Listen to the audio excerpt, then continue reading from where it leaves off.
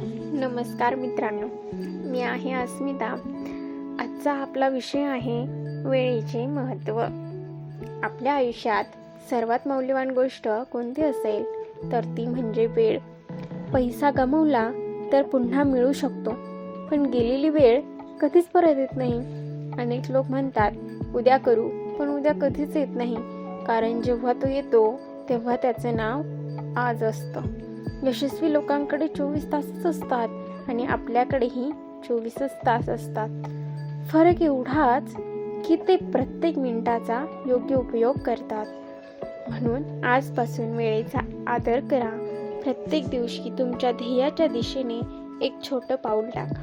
लक्षात ठेवा, वेळेचा आदर करणाऱ्याचा वेळही एक दिवस आदर करतो. भेटूया पुन्हा एका नवीन विषयासह. तोपर्यंत धन्यवाद.